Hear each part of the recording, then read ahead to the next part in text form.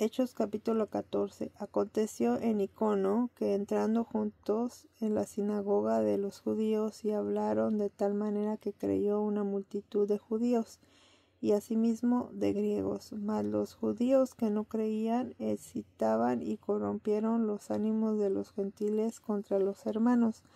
Por tanto se detuvieron allí mucho tiempo hablando con denuedo, confiados en el Señor, el cual daba testimonio a la palabra de su gracia, concediendo que se hiciesen por las manos de ellos señales y prodigios.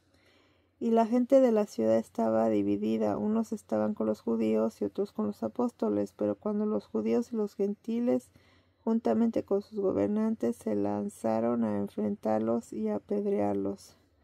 Habiéndolo sabido, huyeron a Listra y Derbe, ciudades de Licaonia, y a toda la región circunvencina, y allí predicaban el evangelio. Y cierto hombre de Listra estaba sentado, imposibilitado de los pies, cojo de nacimiento, que jamás había andado.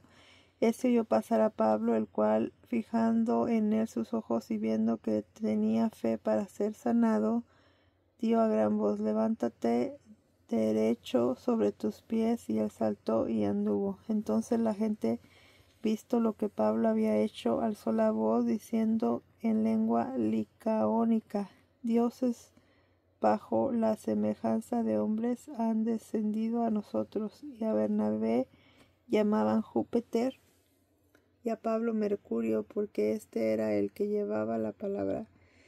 Y el sacerdote de Júpiter, cuyo templo estaba enfrente a la ciudad, trajo toros y guirnaldas delante de las puertas, y juntamente con la muchedumbre quería ofrecer sacrificios. Cuando lo oyeron los apóstoles, Bernabé y Pablo rasgaron sus ropas y se lanzaron entre la multitud, dando voces y diciendo: varones, ¿por qué hacéis esto? Nosotros también somos hombres semejantes a vosotros, que os anunciamos que de estas vanidades os convirtáis a Dios vivo, que hizo el cielo y la tierra, el mar y todo lo que en ellos hay. Entonces en las edades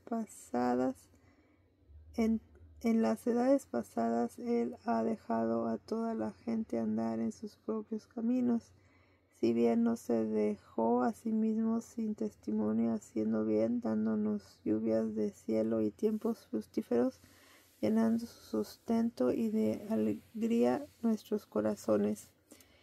Y diciendo estas cosas, difícilmente lograron impedir que la multitud les ofreciere sacrificio. Entonces vinieron unos judíos de Antioquía y de Icono, que persuadieron a la multitud, y habiendo apedreado a Pablo, le arrastraron fuera de la ciudad, pensando que estaba muerto.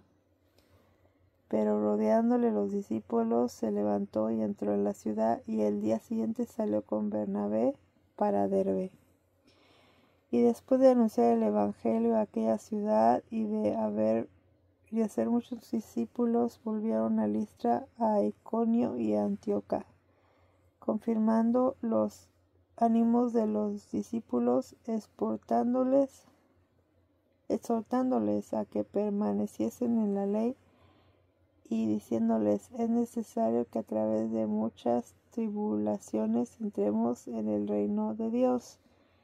Y constituyeron ancianos en cada iglesia, y habiendo orado con ayunos, los encomendaron al Señor en quien habían creído. Pasando luego por Pisidia, vinieron a Panfilia, y habiendo predicado la palabra en Perge, descendieron a Atalia. De allí navegaron a Antioquía, desde donde habían sido encomendados a la gracia de Dios para la obra que había cumplido. Y habiendo llegado y reunido la iglesia, refirieron con cuán grandes cosas había hecho Dios con ellos, y cómo había abierto la puerta de la fe a los gentiles.